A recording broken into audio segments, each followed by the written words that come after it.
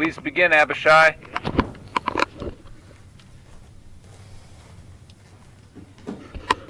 So those of you who know me, you know how much I love music and how much I love the guitar, and that I play the guitar and I play the bass. Beautiful. And I play the bass for my church. Beautiful. I play it back home in India, and I play it here for the church that I go to. And like any musician, I also have lots of influences, role models when it comes to music, guitar, and musicianship. And there's this I share one your love for bass music. player Just who amazing. is one of my favorites. His name is John Mayung. He plays for this band called Dream Theater. Listen And to the musical song style sometime by is the like Doobie progressive Brothers. rock. Listen It's like to a the different music. It has some of the style of best music. guitar It's very lead in, I complex. think, ever. It's Employs all tremendous. these intricate Doobie Brothers, scales, listen to the music. time signatures, all those complexities, and they produce so Good much hands and good eyes here music, early right? on. Very complex. And sometimes some people may say that it's kind of hard to listen to. So, but if you watch any of his videos playing, if you just watch him playing, you can see that his hands go like all over the neck of the bass guitar. It's like, I like it's like those a spider hands. is moving The dexterity. across the neck That's of the beautiful. bass. It's like how are his fingers so flexible, Up moving and like down the this? stem. So there was this interview which I saw. Guitar Magazine took a video interview of him, and the reporter was so excited and asking these questions. So I see that you are so amazing. Your hands, they're so fluid. They're so fast, and it's so complex movements. All these different scales that you play. How do you do this? Like, what is the secret? What do you have some secret scales or some melodies that you practice? How do you get to be so fluid? And his answer is like, well, just warm up. And he's like, the reporter is like, what? Warm up? You practice some complex scales? No, just warm up. Is that it? Yeah, so I warm up. The first thing I do when I get up in the morning is warm up. The last thing that I do when I sleep, before I sleep, is warm up. And let's say if I am sitting on a couch watching TV, I would pick up my bass, practice on my warm up, the basic warm up exercises that I know. And before a concert, I warm up for 20 minutes. And another thing, it may sound Lots a of little weird, practice, but after lots the of concert warming is up, over, lots of I shooting. warm down. For I still basketball warm up, players, shoot all the practice time. Same exercises to warm down. And it may sound so strange, but that is the key. He's like, what do you mean? This sounds so strange. Well, so often we, as musicians, we want to be so complex. We want to learn all these complex portions, scales, and everything. But we forget the basics. We forget what is the most important thing that we need to do. And that is to go back and practice the basic warm-up exercises. You keep doing that and you'll get better. To practice and to do all those complex things, the first thing that we need to do is go back to the basics, practice the basics. That will help us get better. So we are here and we're in seminary, and all of you have been called by God to serve in ministry. And each of us here come from different walks of life, some from different countries like myself, some from different ethnic backgrounds, and all those things. And the one thing that we have in common is that we have been called here to do ministry. And most of us here, I'm pretty sure, are excited to do this. We're excited That's right. Okay, I'm going to come to ministry. I'm going to serve. Good engagement in I'm going to your. learn all these things. in I'm your going to get intro. trained. I'm going to be equipped. I'm going to learn how to do exegesis. Don't say I'm gonna. going to learn how There's to study gonna, Hebrew like a or whole Greek. bunch of them in a I'm row. going to learn how to Gonna, preach. my goodness. But what about the basic things? Is there something that we're not, in the midst of doing all this, is there You had the something that we're gunners forgetting there. to do? What is it? What exactly? What is, for us who are in seminary and who are wanting to do ministry, what is that basic thing that we're supposed to do, which we often neglect? What is it? If you can, most of you probably are already in ministry, serving, doing all these things, and you feel good about it. Probably some of you are here who are actually feeling bogged down with so many things that, I have so many responsibilities. I have to take care of my relationships. I have Ooh, to take those care are of the good church. responsibilities. I I have to wish take care that of would my have family, my made it children. into your idea in But some way. I'm doing all of these things. Some of you might be even feeling proud that you're getting to do all these things. Look at how much Ooh, ministry I'm doing. good. Look at how I'm serving God. Look at the wonderful way. Ooh, Today I that's did good. this. Tomorrow I'm going to be doing that. But just reflect. Is there something that you're missing? Is there the primary key, basic thing that you're Good supposed to personal do? point, And Abishai. Way to go. if you are able to reflect on it, what is it? Is there something that you're missing? So Luke writes this gospel to this person called Theophilus, and the audience of this gospel is also this first century church, which is comprised of Gentile believers who come from these various walks of life, various cultures, various communities, and they're all now part of this new revolutionary faith called the Christian faith. And therefore, the first century church also had these very same questions. They were also excited. They were also excited to be a part of ministry, to serve God, to follow Jesus.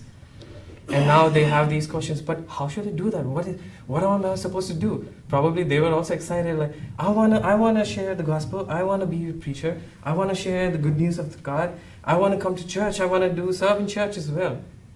But they also, as a disciple of Christ, what are the things that I should be doing? What is it? What am I primarily supposed to do? So in the text that we're going to be focusing on today, Luke asks this question from us. What is the responsibility of a disciple of Jesus? What is the duty of the servant of the Lord? So if That we is turn so into broad, Luke way 10, too verses 38 broad. to 42. It was stated, Luke but way 10, too 38 to broad. 42. So That could be almost Jesus, anything as we have been the observing over the few weeks and while reading through the gospel, that Jesus has been doing all these wondrous, miraculous things, performing all these signs, healing the sick, casting out demons. And he's also doing these revolutionary things which were so countercultural, so counter Jewish traditions. He's been recruiting women as his disciples, as we see in chapter 8. And he's been doing all these Oh yeah, I love things, it. healing, sending out, giving authority to his disciples to, I give you the authority, go cast out demons, heal the sick, preach the gospel. And in chapter 10, in the beginning of chapter 10, we also see that Jesus actually recruits 70 more disciples and he sends them ahead of him. Before I go to these places, I want you guys to go in pairs, spread the gospel, introduce them about Christ, do the work of the gospel. And whoever receives you will receive me, and whoever rejects you will reject me. And we see that, of course, Jesus also faces so many challenges and questions from all these Pharisees and the scribes. And we see like the scribe who asks Jesus this question, what can I do to achieve eternal life? And Jesus responds to him by asking the same question. What does the law tell you to do? You're a lawyer, you're a scribe, you know the law well. What should you do? What does the law say for you to have eternal life? And he says, love God and love your neighbor as yourself. And Jesus then actually accepts that is the correct answer, and he goes on to give him the parable of the Good Samaritan. And all of this is going on. So that event ends, he speaks to the lawyer, and then he is walking with his disciples, traveling to different cities. He has probably, I'm assuming he has a huge crowd of people following him, and especially the 12 were with him as he's traveling from village to village, different places. So it happens that he's on one of his journeys. He enters this certain village. The name of the village is not named, and it's not necessary for us to know because the idea is to focus on the content of the story. So Jesus, as he's traveling along with his disciples, probably they used to walk a lot, I'm assuming, and he enters this certain village, and probably he's expecting to share the gospel there, share the good news of Christ there, or probably he's wanting to meet somebody whom he knows that they live there.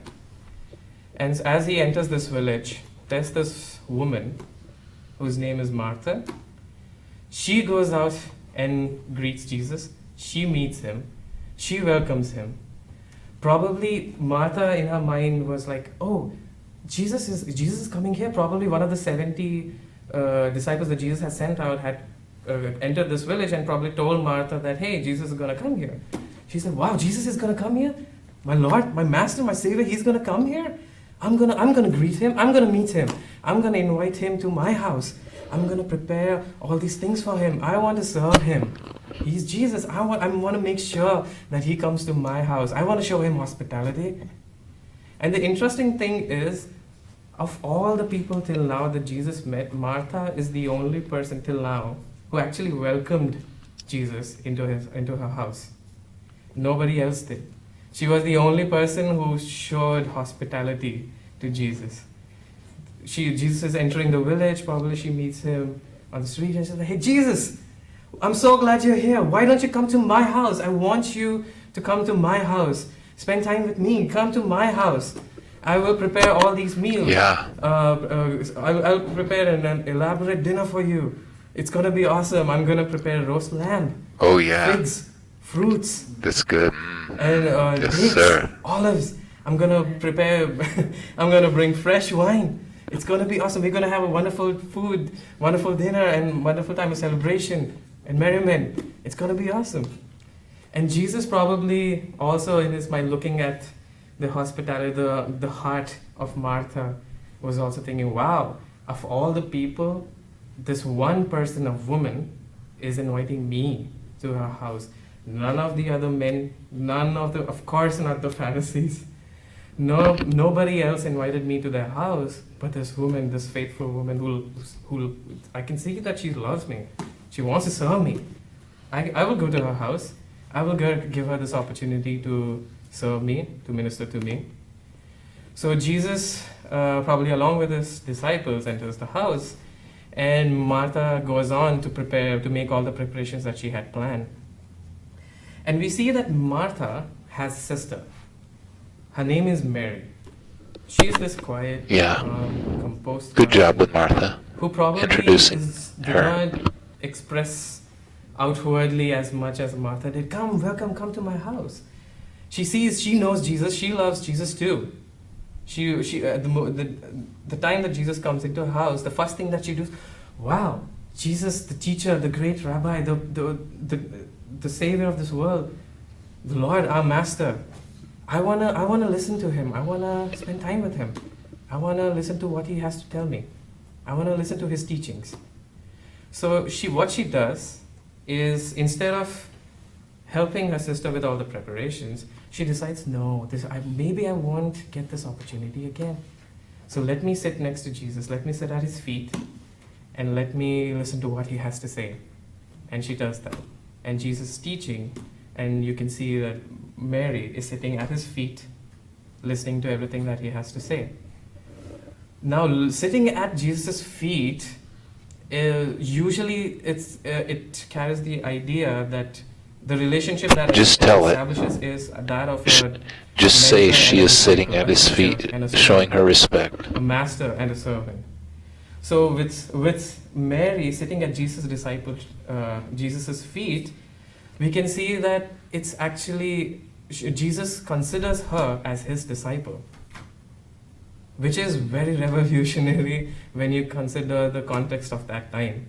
Because according to rabbi culture, women were not really encouraged to sit at the rabbi's feet and listen to the Torah or be taught in that way. But Jesus never says anything. He likes that Mary is sitting at his feet, showing that she wants to learn, she wants to be my disciple. I And like Mary that. is also enthusiastic. No, Jesus accepts me. I'm going to sit at his feet and I'm going to listen to what he has to say. In the meanwhile, while Mary is doing that, we can see Martha in the background. You She's like, I are have with so some many things to unusual prepare. women I have in the seminary. food. I have Show this them lamb which I have to respect. prepare. Let me go choose a choice lamb. I want to make this an elaborate, beautiful dinner. She goes and picks the lamb. She goes out, I need some figs, I need some fruits, I need grapes. This is the good season for grapes. I'm going to go out, pick those fruits. She does that. What about the olives? What about the dates? I need to chop them. I need to clean them and I need to wash them. And you can see her like going back and forth out of the house, bringing fruits. going back to the kitchen, chopping them. Oh, I need dates. I need to wash the dates. She goes out, picks the dates, goes to the kitchen, washes them, prepares it. She's like, wow, there is so much milk. There is so much. There are so many people also that I have to serve. You're So the developing portion this needs to well, be telling bigger the and story bigger. with some Wow, detail. That's okay. good, Well, Abishai. I wish I could use some I could use some help. What should I? I wish I could receive some help from Mary. She's just sitting at Jesus' feet, listening. She's not even considering to help me. Yeah, but I can do this. I gotta do this. As she's working, as she's preparing, she's like, I want to listen to It's what Jesus good has to say too. I dealing want to with spend time Martha's him inner too. person, But, and this is not a stretch of the wow, this is what imagination. he's saying. It looks like, wow, that's a wise word, but I think it's time for me to take the lamb out. I'll go. And then she has to do all those preparations. And in her mind, she's constantly thinking, Mary, you're sitting at Jesus' feet while I'm doing all these preparations. Why you're my sister. This is my house. I'm the owner of this house. It should be your responsibility also to help me to serve Jesus, to prepare all these things. But you're sitting there, no help, nothing. This is not right. Why is she doing this? I wish. And what about Jesus? He's not even telling her to do anything. Can't he see that I'm struggling, making all this preparation for him, and I receive no help? She's working and she's working. There's still so much to do because there's so many people in the house and she has to feed. Finally, she's frustrated and she goes up to Jesus. Jesus, do you have no concern that Mary, my sister, has left all these preparations to do, has left me alone to do all these preparations? That she's just left me by myself and she's not helping me even a single bit. Do you have no concern? The obvious answer to that question she's expecting is, yes, I do care. And she's like, then tell her to help me. Don't just let her sit there at your feet listening, doing nothing. Tell her, I want to do that too, but I cannot, there's so much to do. Tell her to help me. Jesus is calm, composed. He listens to what Martha has to say. And he tells her, Martha, calm down. I know that you are so anxious, so troubled. And I know You've you're told right. this story pretty you want to well. do so much. You want to prepare Lots of all these development. meals and you're doing so much. But you're being distracted by so many things. You're even distracted by not only the preparations, but you're also focusing on what other people are doing. You're focusing on what your sister Mary is doing, which is listening to me. You have all these things going on in your mind which are causing you to be anxious and troubled. But only few things, actually only one thing is important. And that is what Mary is doing. And that is the good portion. You're preparing so many portions for so many people. But this is the good portion which Mary chose. And that is to sit and listen to me, to spend time with me. And this choice that Mary made, it will not be taken away from her. In fact, she is going to be remembered for her choice to spend time with me forever. So, the central idea of this narrative, which I want to tell you, what is this story trying to tell you? What is that basic thing that this narrative is trying to tell us? So the big idea of this sermon is, the responsibility of a disciple of Jesus is to prioritize listening to his word. Clearly stated. The duty of the servant of the Clearly Lord is restated. to Good emphasize job. spending time with him. As we can see, Mary actually had a noble heart. What she was doing was not a wrong thing, but she wanted to serve the Lord. But serving the Lord is not wrong. But Mary, I think you developed that story well, especially for as short as it is. You gave us some spend time good with Jesus. material there and some And that is imagery to think on. something that we often forget to do, even in our daily lives.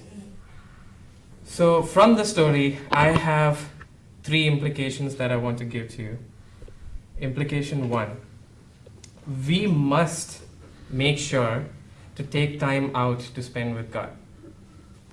we must make sure to take time out to spend with God. Just like Mary, there will be so many opportunities, so many ministry opportunities, so many things which will be bogging down our lives with so many things to do. But we need to make sure that we take time out to spend it with God. So most of you know Michelle Schwaninger, who is a crew staff member, Campus Crusade, and for Campus Crusade she serves at Moody, and she also serves as a faculty here and teaching different courses. So yesterday, she also organizes this MTS discipleship cohort, and yesterday we had one of our final discipleship cohort meetings for the semester.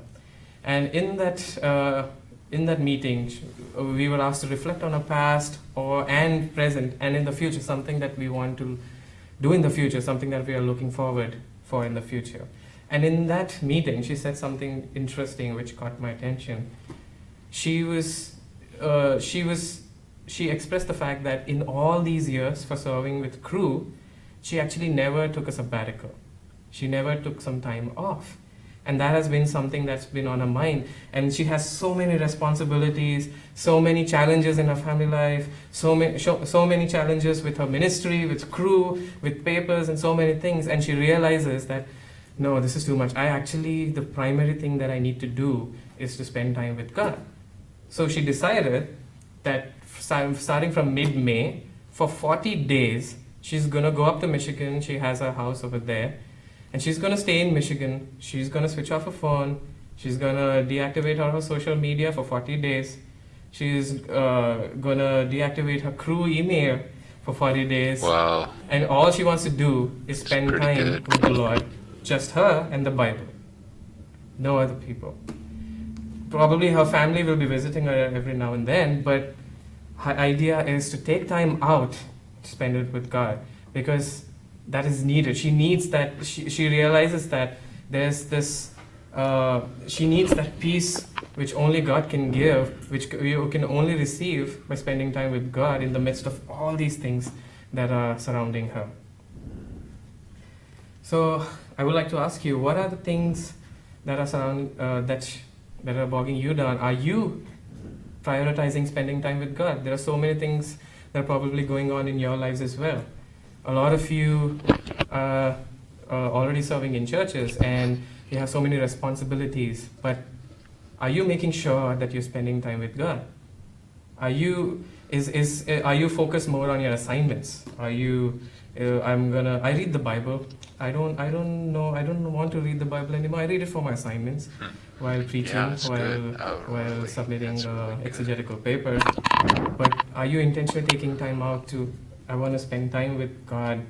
The primary basic thing that you used to do before you used to come to seminary, to spend time in the morning, evening, afternoon, whenever, 20 minutes, let me read the Bible, let me see what God has to say. Oftentimes in churches, when we are serving in churches, we are so engrossed in our church duties that we often skip sermons.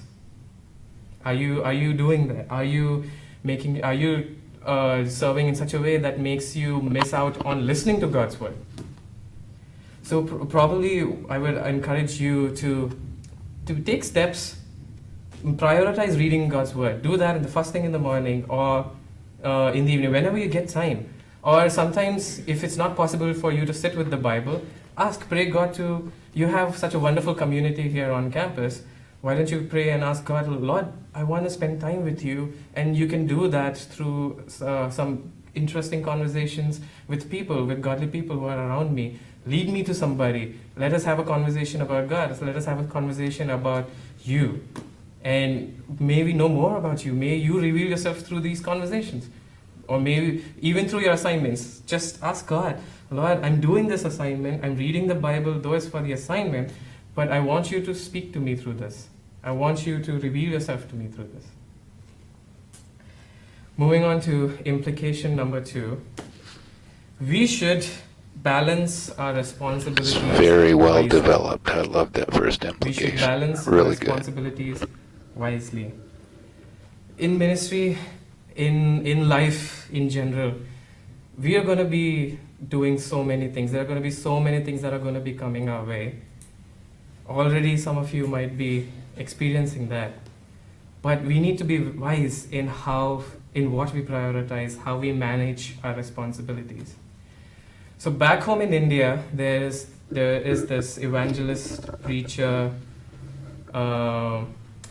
even an exorcist, healer, all these kind of things. He's tremendous man of God. His name is Rajkumar Ramachandran, and in India we just used to call him Brother Rajkumar. So he was born in this Hindu family belonging to the highest Hindu caste society, the line of priests, the line of priests, Hindu priests. And he wanted to question the Bible. He wanted to show that the Bible is false. And he started reading the Bible, and he became a believer. And he became such a strong believer that he left everything and now ministers and serves God and spreads the gospel. So he used to work in this secular job in a multinational company, and he was doing well, but he had this passion to serve God, and he wanted to do something about it.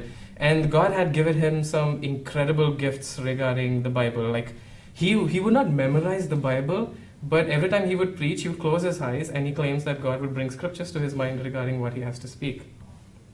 That was one of his gifts. So he wanted to use this gift. I want to share this with people. So he started organizing Bible studies at his house. And lo and behold, the Bible studies started increasing. More and more people started coming to his Bible studies. And he realized that he didn't have enough resources. Your exegesis is very good. I really like the chiastic structure. I'm buying into it. The culture. If you're coming to somebody's house, it's the responsibility of the host to provide something, to provide some sort of food. And he realized, like, oh, the Bible study is increasing from 1 to 2 to 3 to 4, and now it's like 10 people, 15 people, and I don't have enough resources, I don't have enough food. What to do? And he was very expressive. He realized that, but I don't have enough food. If I keep providing food for these people, I have nothing left for my family, my wife and my children. I need to feed them too.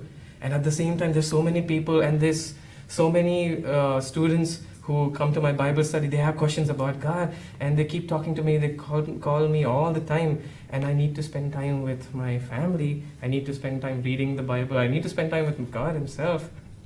So he started coming up with different ideas. For example, one of the ways he would spend time with God was through exercise. The only exercise that he used to do is walking up and down the street. And while walking up and down the street, he used to walk 2 miles a day.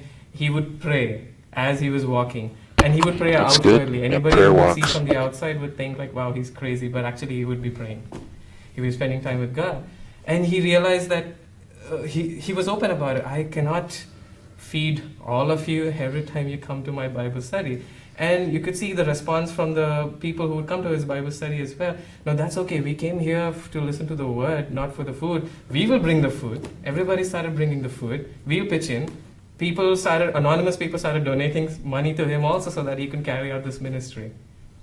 Because he knew, he prioritized his responsibilities in the right way. He made sure, okay, I have so many things to do, but I need to make sure that I spend time with God. I need to make sure that I have enough resources for my family. I need to spend time with my family. At the same time, I need to make sure that I am carrying out this ministry which God has given to me as well. And it flourished. It flourished like anything. Now he's very famous all over Southeast Asia, and he's being called to different places to preach, to teach, and all those things.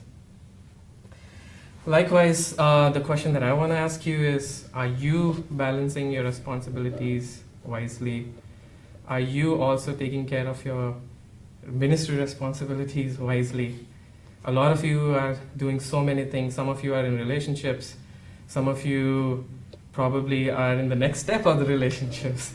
Some of you are serving in churches. Some of you have families. So many things going on. But are you being responsible to all these things that God has given you? Are you prioritizing your responsibilities well? Are you making sure that in the midst of all this, you're spending time with God as well? Are you making sure that all these things that God has brought in your life, that you are being responsible towards and giving them the right amount of time? Or are you being constantly drawn away? No, I have to only do this. I have to only work on my paper. Or what if, is there something that God has called you to do and something else is taking your attention away from it?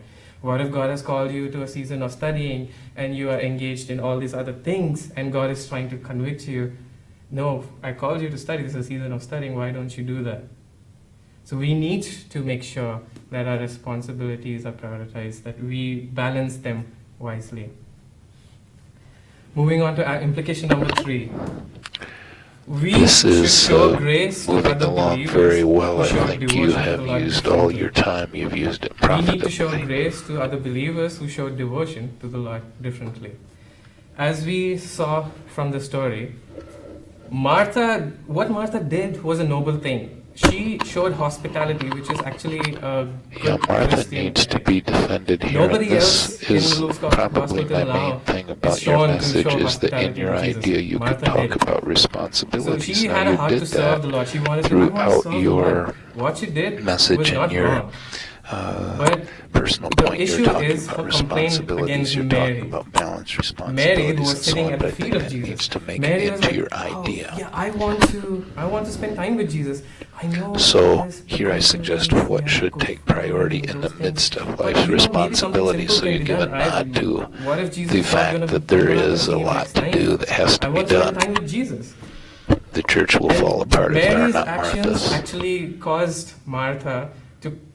Martha actually, looking at Mary's actions, she was so focused on her own service, on her own desire to cook all this food that she criticized Mary for what she was doing.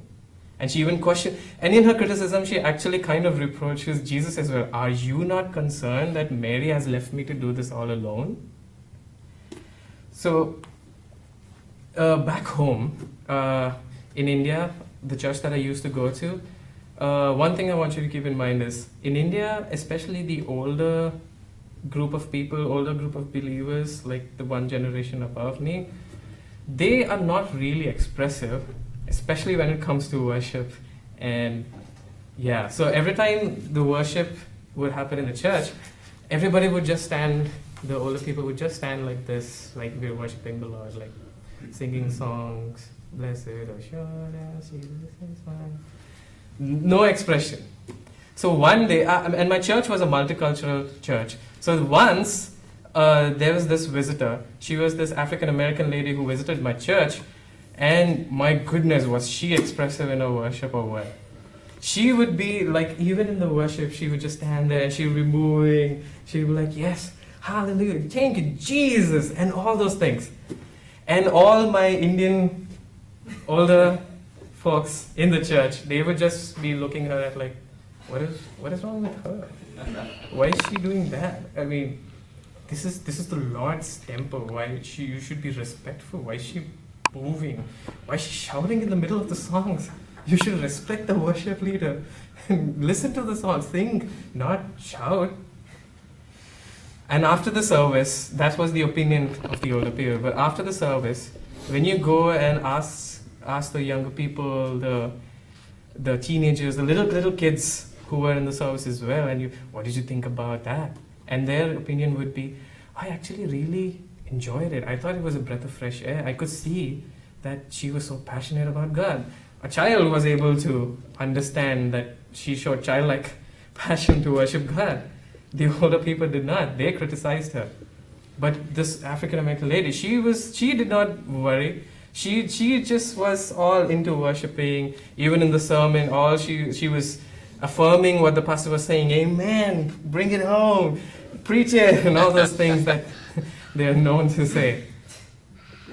But this has been a good message. Enjoyable. But you can see that even her actions actually impacted the younger people. They actually really liked it. They enjoyed it. They thought like, yeah, she shows genuine passion. We don't really see that in our parents, but I can see that in her, that she really wants to worship, that she's enjoying this presence of God. So how does this apply to us? We also meet so many people who do things differently. every day, right here on campus, because we all come from different cultural backgrounds, we come from different countries, and we have a tendency to do things slightly differently. Even in terms of our studies here, some of us have different interests. Some of you like to exegete the text, some of you like to go to the text has one meaning and that is the only meaning. It's probably some about of you time are to. not so much It's probably interested about time in to end the this thing. one It seems meaning like and the it's only starting to meaning. Some drag a of you are little like, bit wow, now. God spoke to me through this today. I opened my Bible and I looked and it ministered to me. But are you criticizing the actions of the other?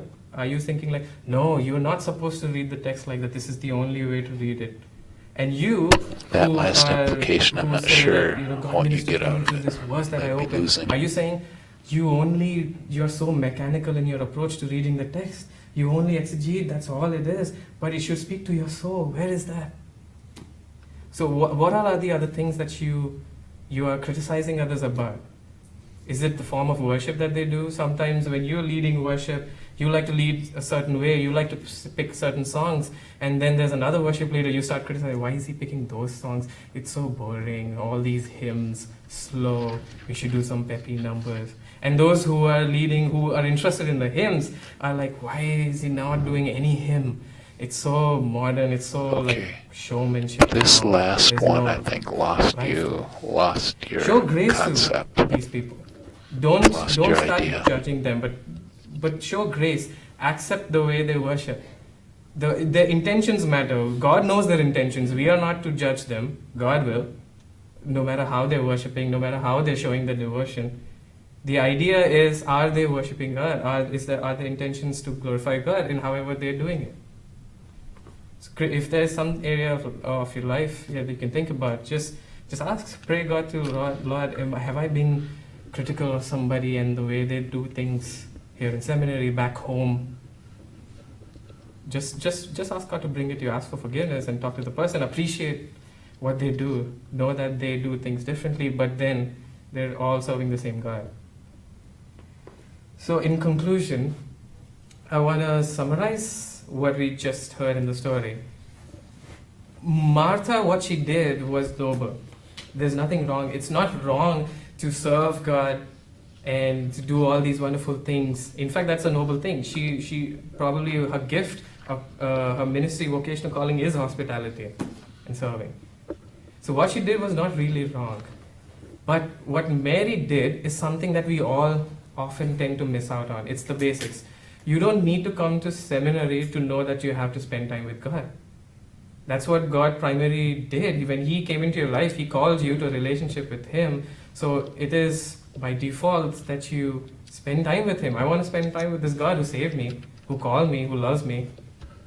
But often with so many things, I want to get equipped, I want to get trained, I want to do all these things, I want to serve God. We tend to forget that we're actually first primarily asked to, called by God to have a relationship with Him, to spend time with Him, to grow with Him, to talk to Him, to pray, to spend time alone with His Word, doing whatever we can to spend time with Him. All these other things follow after this. The main thing is to spend time with God. So are we doing that? Are you doing that? Are you prioritizing spending time with God over other things? Are you focused more on, I have to get this task completed today? Are you focused more on, you get up in the morning, I don't want to pray, I want to drink some coffee, and I'll pray when I'll read the word when I'm drinking coffee, but then as you're doing it, I want to listen to some music, I want to go talk to this person, I want to go out, the weather's nice. I think you're beating the horse at this point. We got it a long time ago, and you're also up on 39 minutes. But then are you trying to, we need to make sure that we spend time with God. We need to find those moments, ask God to tell us when and where. Lord, is there somebody you want me to talk to that I can have a godly conversation with? If you feel the conviction, Lord, please tell me you want to speak to me. Is there something you want to reveal to me? I want to spend some time in prayer. Just do that. Pray with somebody. While reading the scriptures, while doing assignments, repeat the scriptures back to God. Lord, what are you trying to teach me in this? I know this is for an exegetical paper, but I want it to transform my life as well. Spend time with God and make sure you do that. It is a primary calling. Thank you. Thank you.